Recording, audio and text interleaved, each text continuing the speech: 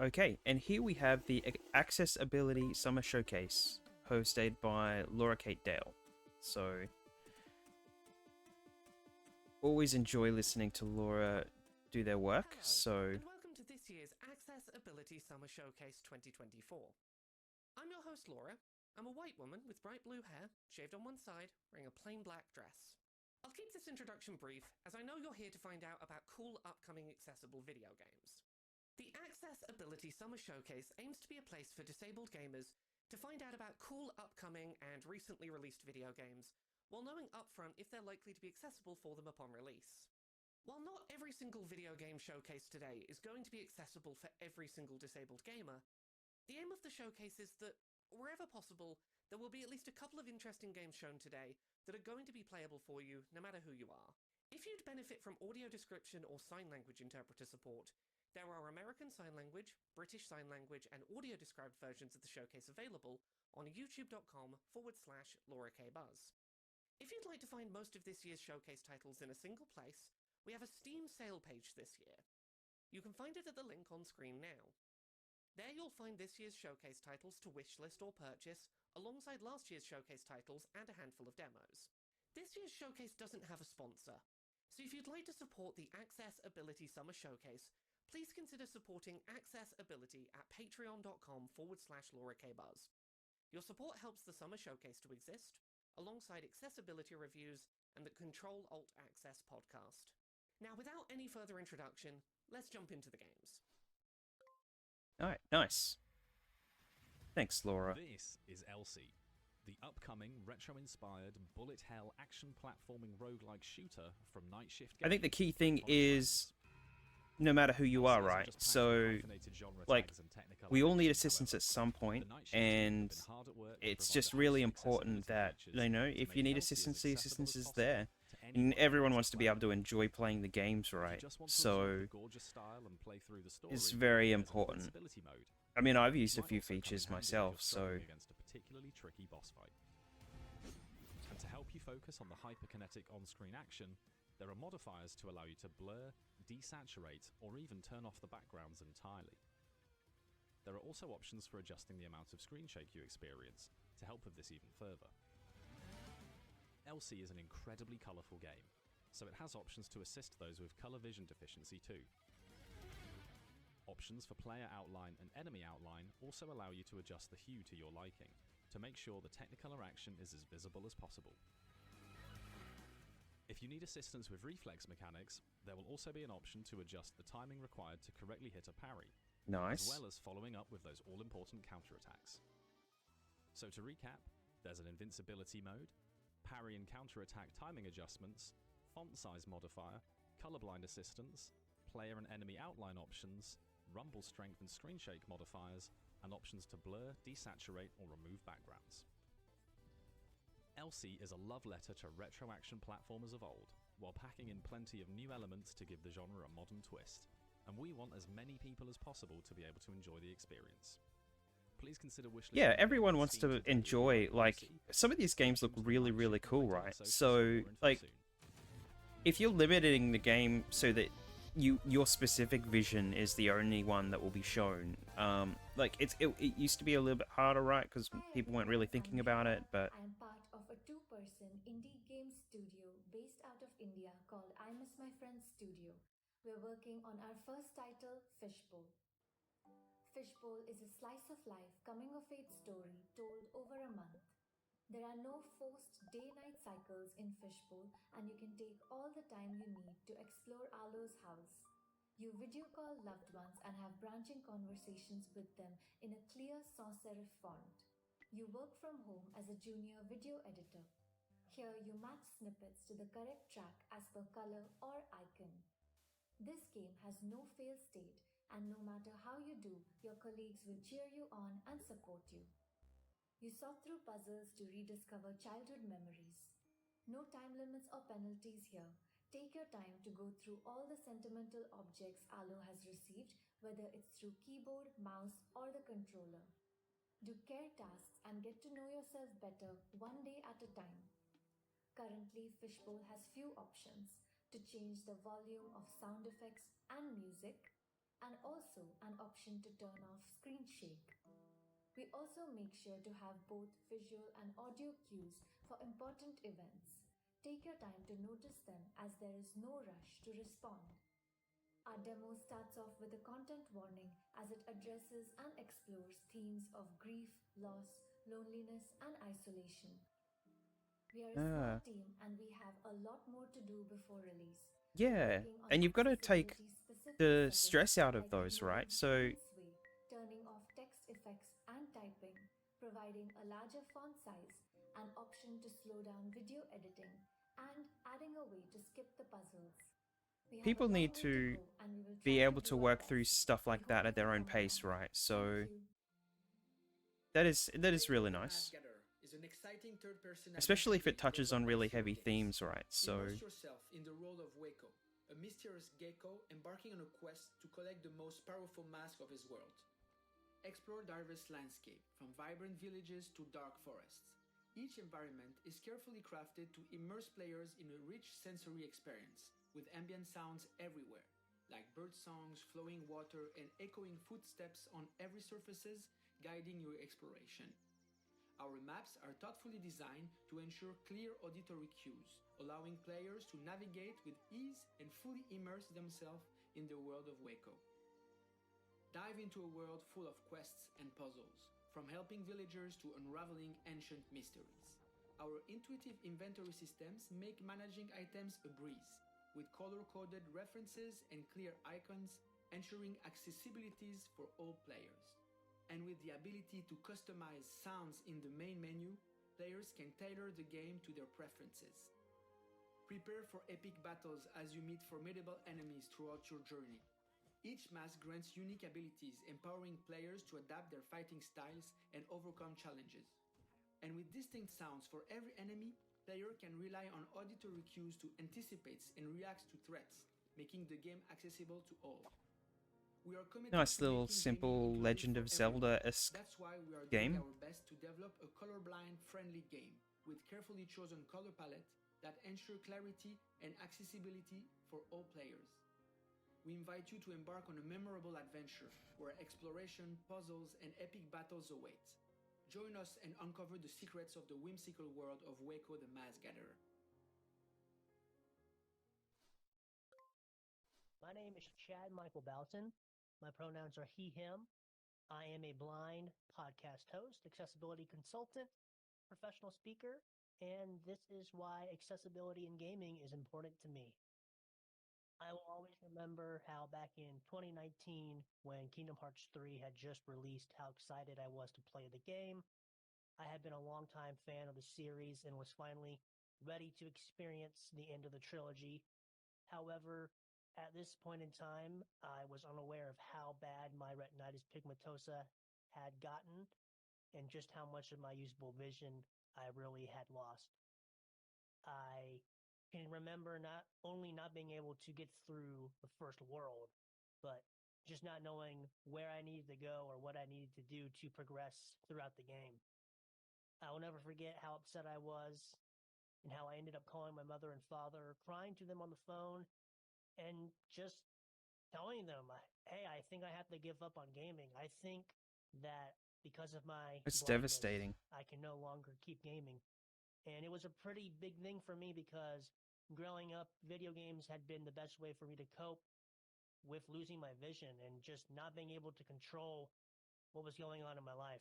I had all intentions to never play a video game again, and for the next 2 years, I kept true to that promise. I thought that I would go the rest of my life without playing another video game. But, in 2021, my brother-in-law, he sent me a text telling me about a game called The Last of Us Part 2 and how I should check it out, which I thought was crazy because I remember being able to play the game, the first game that is, back when I had usable vision. And I was just thinking to myself, there's no way I'm going to be able to play the sequel due to my limited amount of vision. And boy, was I wrong. I could have not been any more wrong. And it was a welcome surprise for myself to boot up the game and realize that my vision wasn't the problem. It was that up until this point, games really just weren't being made to accommodate gamers like myself and so many Definitely. others. if it wasn't for the work that Brandon Cole and Naughty Dog did on The Last of Us Part 2, I don't think I would ever have gotten back into gaming. And I can only imagine where my life would be right now if I didn't get back into gaming. I owe accessibility in gaming so much. Hello, my name is Stefan Gagne, my pronouns are he, him, and I'm a physically disabled gamer. I run Fiction Factory Games, and we make character-driven narrative games such as Arcade Spirits The New Challengers, Penny Larceny Gig Economy Supervillain, and our upcoming title, The Shadow over Cyberspace. Today, I'd like to demonstrate some of the accessibility technology that we've built into our games. I'll use our latest game, Penny Larceny, to demonstrate. In this comic book romantic comedy, you play as a criminal underling named Penny, working for various supervillains to help put food on the table.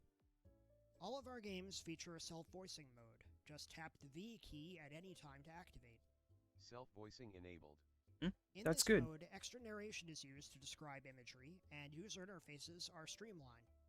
Let's demonstrate with this scene where Penny, the woman in the black and white striped shirt and mask, is going out on a date with Farsight, the superheroine in the colorful but practical costume.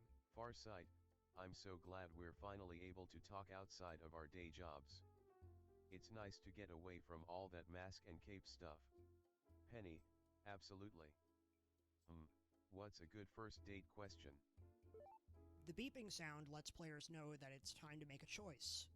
Alright, let's see. What That's do we good. pick here? Some of the games I've been playing lately, like, you don't know if they're part of, if it's part of the gameplay or if you have to, if it's a cutscene.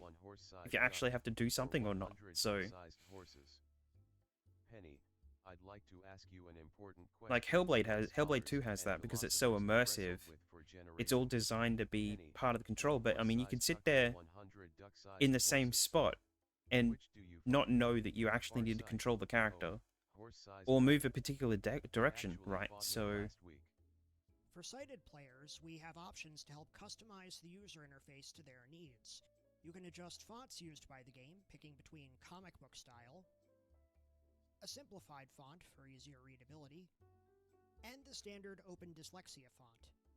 These changes carry through to user interfaces, dialogue boxes, and more. Dialogue is colored to match the speaking character, or can be set to monochrome. You can also invert the text box to white. Lastly, I'd like to give a little sneak peek into our next game, The Shadow over Cyberspace, in which the Cthulhu mythos is retold through the apocalyptic lens of the Y2K crisis and 90s internet culture. In this game, we make use of video and screen filters to create retro computer effects. Seen here is an example of that, with an angry woman drawn in pixel art on a laptop screen, with a looping video of fire behind her, and an LCD filter on top. Nyarlathotep, speak your piece or go in pieces. Who are you, and what convinced you that approaching the crawling chaos was a good life decision? For players with photosensitivity, we've added the ability to disable these effects. You get the same visuals, but they're a static picture and easier on the eyes. The game also makes use of video during sequences where you watch television. We use open captioning to ensure everyone can enjoy this part of the game, and when using self-voicing mode, additional visual narration is added.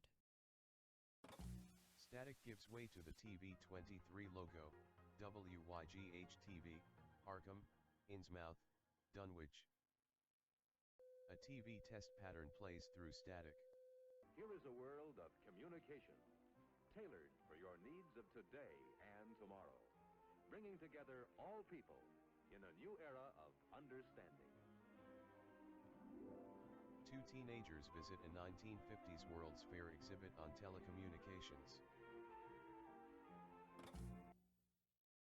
Moving forward, I'm hoping to ensure all our stories are as accessible as we can make them. Gaming should be for everyone. Thanks for your time, and have a good one. Hello, I'm Lucy Blundell, the indie developer behind Videoverse, which is a narrative adventure game focusing on character development, friendship, and love in the old-school internet. As a disabled developer, I wanted to include positive disability representation in the story, but the game itself has many accessibility features that I'd like to share with you today. Videoverse can be controlled using mouse, keyboard, touchscreen, or controller. There are no button combos, no quick responses required, no strobe effects, and the game is generally low pressure. Navigation is also large and clear, with audio cues upon selection. Videoverse is made in Ren'Py, the visual novel engine, which already includes several accessibility features. There's self-voicing and separate volume bars for sound, music, and voice. The default font can be switched for a clear, easy-to-read font, and all fonts are large and high contrast. If you miss a thought or conversation, you can check the log to see what you may have missed. That's good. And when it comes time to saving, you can manually save at any point or use the autosave feature. Though there are some additional features too. There is a typing noise during chat conversations, which can be turned off in the preferences menu. Closed captions are also available, but audio is not required to play Videoverse. And since Videoverse covers heavy topics, such as depression, abuse, and neglect, there is also a content warning list that can be accessed. The default Videoverse theme is black and white, clear and high contrast. But there are many different colour themes, some of which are colourblind friendly, and these can be changed at any time. And on the pause menu, That's good. there's a tip button in the top left corner. Use this to get a hint if you ever feel stuck. If there's a feature missing that you'd like to see, please send me an email at contact@gamesbykimoku.com. Thank you so much for watching, and I hope you enjoy the old school experience of Videoverse. Hello everyone, I am Sightless Combat. First off, thank you so much to the organisers for inviting me back here. It's amazing to be a part of this event once again. Just by way of a self-description, I'm wearing an RNIB Design for Every Gamer shirt and a cap with my logo on it, which is two swords crossed over an eye, as well as over-ear headphones. And in the background behind me, you can see numerous items of gaming memorabilia, including what has lovingly been termed as a pop waffle, a display holding various pop vinyl figures from various franchises that I've accumulated, as well as a gold lancer from Gears of War 4, the replica of that iconic weapon. So, for those who don't know me, I am an award-winning, multi-credited accessibility consultant and content creator from the UK, as well as being the Accessible Gaming Officer for RNIB, that is Royal National Institute of Blind People, the UK-based sight loss charity. And crucially, I am a gamer without sight, having never had any sight whatsoever. Now, I'm here to talk about, once again, a genre that some might question how you would even make accessible for anyone with no vision to work with, and one that, from what I've heard, a fair number of people are interested in: city builders. Enter Cellular City, a puzzle game about building, well, tiny cities. When I first heard about this game, it sounded really intriguing to me, not just because of the wonderfully alliterative name, and the developer is keen to make this as accessible as possible. So I would highly recommend giving this a look if you're even remotely interested in something new and, in my case, relatively unfamiliar. But I'm not going to try and spoil any of this, because here is a little trailer to show you just what this game is all about, as well as, of course, its accessibility features. Here is Cellular City from developer Callum Deary. This is Cellular City, a puzzle game about building tiny cities. Cellular City's primary mechanic is rules around neighbouring buildings. For example, you can't have a steel foundry next to a block of flats. A 3 is a flats. B3 is empty. B2 is empty. Foundry placed in B2. On the other hand, some buildings like each other, like stations and flats. C2 is a station. B2 is empty. Flats placed in B2. It has text-to-speech and audio description of levels, with a focus on accessibility for blind and low-vision players. This includes settings to modify text-to-speech volume, rate, and voice, alongside keyboard and controller support. Start building. Level audio description starts automatically on level load, but can be re-prompted by the player at any time. Describing city. A1 is empty, B1 is a rail, C1 is a rail, A2 is a hill, B2 is a mine, C2 is a station, A3 is empty, B3 is empty, C3 is a rail. The player's movement around the level. A2 is a hill. It's also described, as are their actions on placing buildings. A3 is empty. Flats placed in A3. The player can also prompt inspections of buildings to find out more about them. A flat's brutalist streets in the sky. Always controversial with neighbors near and far. So if you're interested in a puzzle game about the tensions in a modern city, check out Cellular City's demo on itch.io. Okay. Hi, I'm the developer of Upheaval, a text-based open-world roguelike adventure where you can explore the wilderness, search for magic treasures, and shift the balance of power for 30 in-game days before a powerful magician brings big changes to the world around you. Upheaval is turn-based, with no timed actions and no complex controls. All text is big, easy to read, and high contrast. The background can be disabled, turned to dark mode, or both. Upheaval is completely blind playable without sighted assistance. You can use your favorite screen reader in the command line version. Abandoned tower, armory, 26 days left, early night, 5/6. The muffled sound of a nightbird can be heard outside. 1. Go up the stairs, no time. 2. Go down the stairs, no time. 3.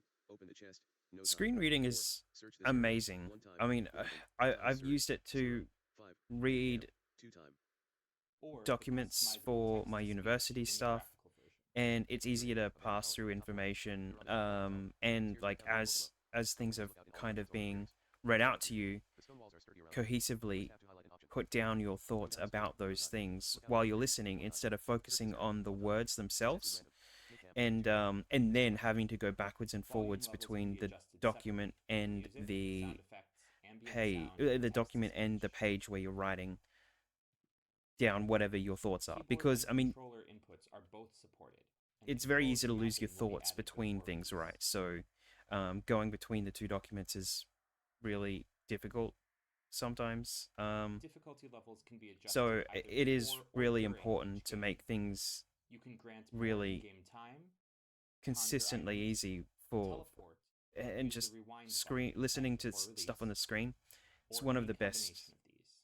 features that I've been able to utilize. You can try the free demo of Upheaval on Steam today. Wishlist Upheaval on Steam to support this project. So that's If just you going to have get better any and questions better. about accessibility, please reach out using my contact info at upheavalgame.com. Hi everyone, it's your host Laura here again. I want to take some time today to talk about a game that we wanted to include in this year's Accessibility Summer Showcase, and timings just did not work out for putting together a formal trailer to showcase this game, but I still really think that this game is doing some interesting stuff and I think it is worth talking about, so I'm going to put together a little tease just to try and tell you a little bit about a game that I wish we could have included more formally here today. Periphery Synthetic is a chill, relaxed, non-violent Metroidvania that takes place in first person and is particularly notable for being designed to be able to be played without any visual input, to be able to be played purely with audio cues. You play as someone That'd who's be been tasked with surveying nice. a planetary system in an upgradable exosuit, and are able to explore by following all sorts of musical audio cues that are built into the soundscape of the game to collect materials that will allow you to craft and upgrade your movement abilities while doing this sort of non-linear exploration of a planet.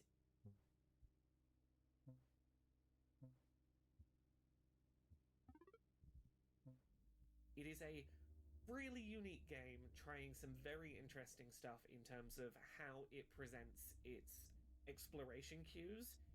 There is a demo available to play on itch.io if you search for Periphery Synthetic EP. The full game will be coming to Steam in summer of 2024. You can find a link to it on the Steam sale page this year that we have for all of the games included in the Accessibility Summer Showcase. I know that the developer of this game was real frustrated to not be able to have a trailer ready in time for our submission deadline, and I really wanted to still be able to include them, so I've put this together, and That's great. hopefully this gives you a sense of this really interesting game that I think is worth checking out. Trash Goblin is a wholesome and cozy shopkeeping game where you uncover and clean trinkets other people have thrown away, then upcycle them to sell to an endless parade of colorful and quirky customers. You can then spend your savings to upgrade your shop, buy new and better Nice, tools I like that. to unlock more activities, and even expand your business to exciting new districts across town. Trash Goblin has always been intentionally designed to be enjoyed by as many people as possible. There are no fail states or time pressures, no skill gates to content, and no fast action. It's played in first person with a limited set of views, and no need to rush anywhere. This gentle pace is at the core of what it means to be a true goblin. We're doing everything we can to help players of all kinds enjoy the tactile, scrunchy, and satisfying mechanics we've built. That effort starts with us listening to our community. You asked us to add an option to allow players to sponge trinkets clean without holding a button down, so we did. And you asked for optional auto-chisel features for the chipping gameplay, so we implemented them. Thanks so much to our community for helping us make the game more accessible for everyone. Though a range of ongoing work we've undertaken to ensure you're able to enjoy Trash Goblin to the fullest. The mouse is used for every interaction, with optional keyboard shortcuts for navigation, and we're implementing controller support too. Tutorials use button glyphs for clarity. And the game's default font uses a clean and readable sans serif typeface with user-defined sizing. During conversations, the player can skip the text's appearance, and a button press confirms they've read everything. And there are a selection of audio and volume settings to take advantage of, plus text speed settings and more. But of course we want to do even more, so please consider wishlisting the game on Steam and play the demo there now. Then come and talk to us in our Discord and suggest even more improvements we can make. Trash Goblin. What kind of goblin do you want That to one be? looks really good. Hi everyone, my name is Revia and I'm a disabled and chronically ill content creator from Norway and also a co-host of the podcast Control Alt Access together with Laura. I'm a white woman in my 30s with dark red hair wearing a yellow flowy shirt sitting in my game room. Last year, Whitethorn Games brought us Botany Manor, a game where you play as Arabella, retired botanist living in the 19th century England. In this game, you're working toward finishing a botanical research book, Forgotten Flora, by growing fascinating plants, looking for mysterious clues, and solving cozy puzzles. But not only is this game a wonderful little adventure, it's also accessible for me. From the focus on cognitive accessibility through good information in the options, a well-made journal system, and a bunch of ways to reduce motion sickness, all the way to more motor accessibility with toggle to run and zoom. This game feels like it was made for me. So this is why I'm so happy to see that Whitethorn Games are back this year, and I can't wait to see what they have to show us all. Are you ready to jump into action as a cute slime? Slime Heroes has you covered. In this adorable Souls-like 3D action-adventure game, you have a myriad of options available to make the experience more accessible. Enemies and bosses have different damage scales, allowing you to up the challenge or cushion the blows. You can also slow the enemy's attack speed, or increase your own stamina recharge. You can extensively change your cursor for better contrast and visibility based on your preferences. There is also the ability to toggle on double jump for more control and distance in platforming sections. Timed puzzles can also be made longer so that you can have more time than you normally would to complete sections. You can outline your slime with either black or white to contrast the many colorful environments of the game for improved visibility. Enable visible hitboxes to allow you to see the exact movement of an attack or enemy, enabling you to be sure all of your attacks land as you eliminate even the most challenging corrupted enemies. This is just a sample of the things to come from Slime Heroes. In Magical Delicacy, you play as Flora, a a young witch who's just moved to the harbor town of Grot to grow her magical abilities. In the game, you make new friends, discover new places, find the secrets, cook all sorts of delightful foods, and get entangled in an enchanting story. To help Flora traverse the city, there's an easy platforming option that disables disappearing platforms that would otherwise require precise timing or quick movements during puzzle or platforming areas. That's good. To improve visibility, there are also several high contrast Timing's options. You can highlight Flora's outlines, a lot of which trouble always stand out sometimes. against her background. Additionally, you can darken the background so that the contrast can be even more visible. Beyond that, when having conversations with the mini characters of Magical Delicacy, there are even more accessibility options. You can disable any moving dialogue effects, autoplay dialogue, and you can change the game's text to a more legible font.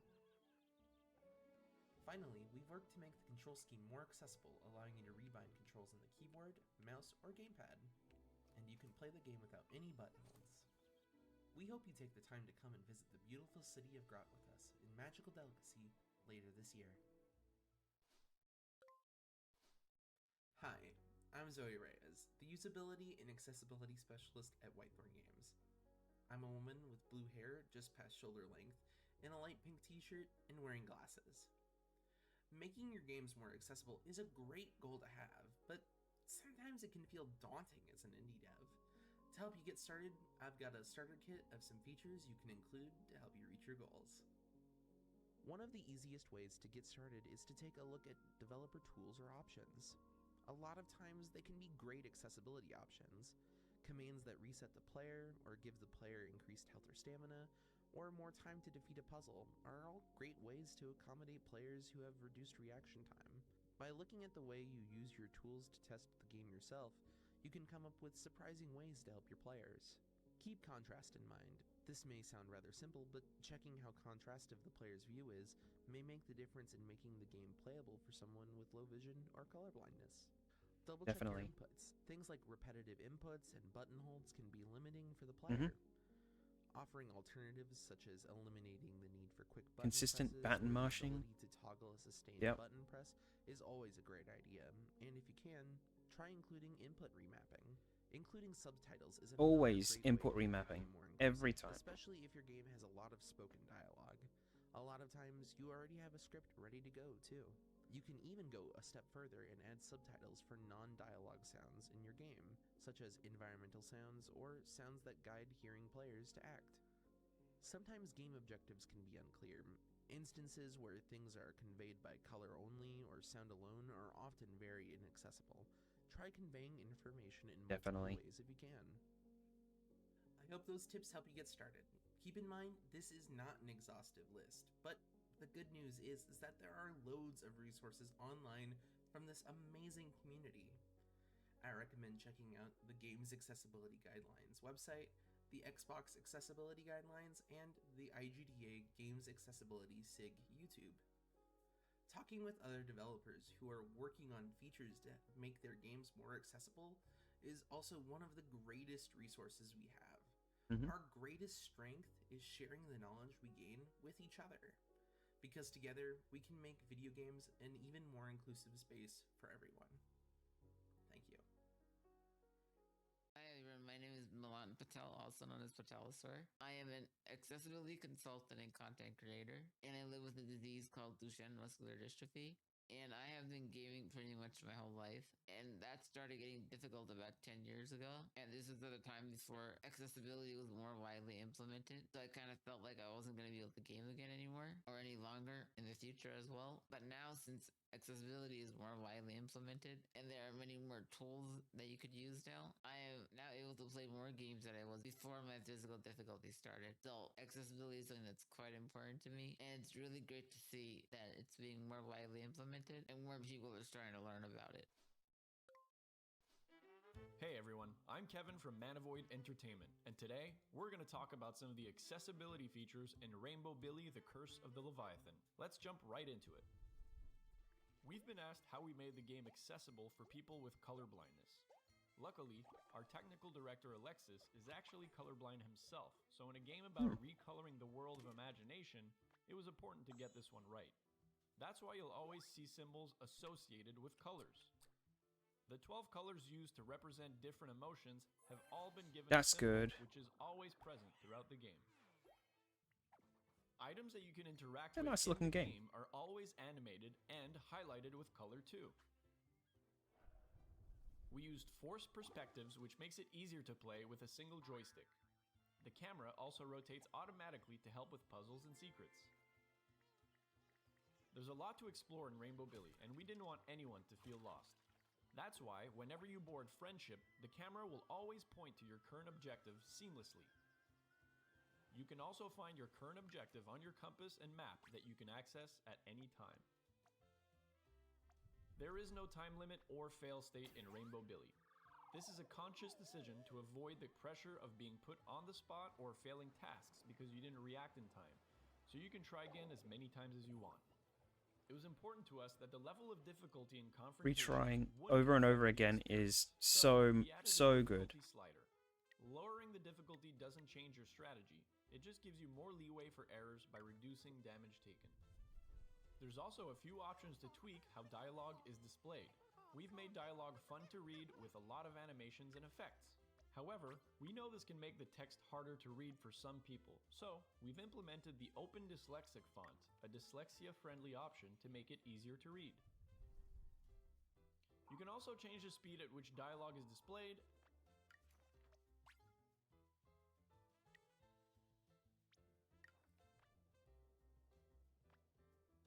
and also change the character voices if you prefer more retro sounds, or none at all.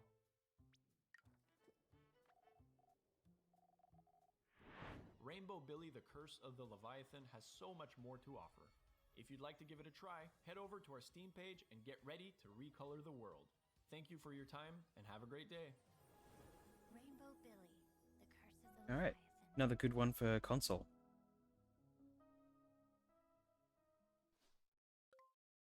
Hi everyone, quick update here from Laura. The folks behind Rainbow Billy, The Curse of the Leviathan have actually given us some Steam codes for the game to give away during today's Accessibility Summer Showcase. If you would like to be entered into a random draw to win one of 5 copies of Rainbow Billy, The Curse of the Leviathan, you can head over to @WeAreManaVoid on Twitter and find the competition tweet. 5 people will win Steam codes for the game by responding to the tweet up on Manavoid's Twitter. You can enter between now and Sunday, June 9th at 11:59 p.m. Eastern Daylight Time, so you have about 2 days to respond to their tweet to get put in for a random drawing to maybe win a copy of Rainbow Billy, The Curse of the Leviathan. Enjoy, fingers crossed that you win. Let's get back to more games. Congrats to everyone who won. Welcome to Spaceboat, a narrative adventure filled with colorful worlds and wacky characters. Play as Inspector Domino, an undercover space cat detective, and track down an intergalactic jewel thief. Hi, my name is Luis Alonso, and I'm the game developer for Spaceboat. Since Spaceboat is a narrative adventure that is meant to be enjoyed by all, That is a big shiny boat. as many accessibility options as possible. What most people don't know is that I'm also a triple amputee, and one of the few disabled solo game devs that are out there, so I take accessibility seriously. Last year, we mentioned the work that was done to have a high contrast art direction for people with colorblindness, as well as having text for everything that was spoken or heard for people with hearing impairments. This year, we added a number of additional features. Spaceboat now has an options menu accessible at all times from within seconds of starting the game. We recently added single stick controls to reduce the need for multiple inputs. Although other buttons might be needed, this makes the majority of the game playable with one hand. Similarly, we added an auto run feature, which reduces the number of buttons that need to be pressed. Additionally, we added input sensitivity controls so that all players can fine-tune the game to their liking. Although we mentioned that we put a lot of work into providing a high contrast art direction, we felt it was a good idea to include colorblind shader modes. We know it's not a well-loved feature, but if it helps someone in the slightest, it's there. On Steam, we also added the ability to switch controls on demand. This means that if you're playing with a mouse and keyboard, you can switch to an Xbox controller at any time. As a person with a physical disability, I know it's handy to have as many inputs available to adjust to gameplay changes. Please note that these features are currently available in our demo, which can be found on Xbox, PlayStation, and Steam. If you think that Spaceboat could benefit from further improvement, please contact us at contact@recombobulator.ca. Thank you from everyone at Recombobulator Games. We at Paint Bucket Games believe that everyone should have the opportunity to enjoy the games we create, regardless of ability. We are currently developing The Darkest Files, a historical investigation and courtroom game based on true crimes. We want our games to be inclusive and welcoming to all players, which is why we've implemented several accessibility features. For one, players can choose their own difficulty and even customize it further to match their needs. The Darkest Files also features mouse-only gameplay. This allows players to play the game just by clicking with one hand, making it accessible to those who use adaptive controllers as well. In addition to mouse-only gameplay, we've also made it easy for players to switch seamlessly between input devices, such as keyboard, mouse, or controller. Of course, their sensitivity can be adjusted as well. Since players work with documents while investigating, we are also very mindful of the readability of our fonts and texts and always offer a transcription. For dialogues, there are real-time subtitles available. While developing, we are in contact with testers with impairments and want to continue to learn about accessibility. Hi everyone, Laura here again. Thank you so much for tuning into this year's Accessibility Summer Showcase. As a reminder, we have a Steam sale page for this year's Summer Showcase, so you can find most of this year's games all in one place on Steam if any of them caught your interest. We've got one final trailer for you before we wrap up, but before that, I want to make a quick announcement. The Accessibility Summer Showcase is a bit of a passion project for me, and it's something that I find a lot of joy in producing. As such, I'd like to try expanding it just a little. In December of 2024, I'm going to attempt to publish the Accessibility Winter Showcase. It'll be just like the Summer Showcase, just happening at the other end of the year. The hope is that we can provide a spotlight for accessible video games whose announcement windows might not line up well with our usual summer event. If you're a developer who would be interested in featuring in the Accessibility Winter Showcase, email laurakbuzzofficial@gmail.com and we can discuss specifics. More official information will be made available in the coming weeks. There's no guarantee that the Accessibility Winter Showcase will return in future years, but I'd like to give it a go and see if it's something that I can publish sustainably. Thank you all again for watching. Please enjoy our last trailer, and I hope you have an accessible day. Hey everyone, I'm Darren, the developer of Dawnfolk, a miniature survival city builder about bringing light back to the world. I designed Dawnfolk to be the perfect entryway into the city builder strategy game genre. It's a simple game without complex menus to navigate or endless tutorials. A unique element of Dawnfolk is that you can collect resources by playing small, exciting minigames. But one day, a player contacted me and told me he could not enjoy the game because those minigames required too much button mashing and dexterity. That made me so sad that I quickly updated the demo within the hour with a button to disable the minigames. He was very grateful, and watching him play afterwards really motivated me to add more accessibility features. Unlike most strategy games, Dawnfolk is completely playable with any controller you like. You can also activate haptic feedback to better understand what's happening in the game. Dawnfolk is also a narrative game, where you can reshape the story. The text is big, but you can change that 8-bit pixel font to a more readable one. You can also open the journal to read previous dialogue entries in case you need a little reminder. There are only a few key information on the screen at any time, and everything is big enough to make sure you can easily read it. The game uses signs, shapes, and high contrast colors, so you can play it whatever type of color blindness you might have. You can also activate a narrator that's gonna read everything for you. Meadow, forest, plain, tents, wheat field. Awesome, the wheat field produces food every day. There are tons of audio cues, but you can also perfectly play the game without any sound. Dawnfolk plays in real time, however no worries, you can pause time whenever you want. The game can be played with different levels of difficulty, and you can save anytime, so don't worry about making a mistake. If you're stuck, Lure will always come back to you with some advice. There's no jump scares in the game, but you do have a few screen shakes and flashes that you can disable. The game is still in development, and I'll be sure to add more accessibility features in the future. Play the demo on Steam, and let me know what you think. Have fun! If you're watching on Twitch, stay tuned for a live stream showcasing demos for Fishbowl, Dawnfolk, Magical Delicacy, Cellular City, Periphery Synthetic, and Trash Goblin. Great. All right. Thanks for that, Laura.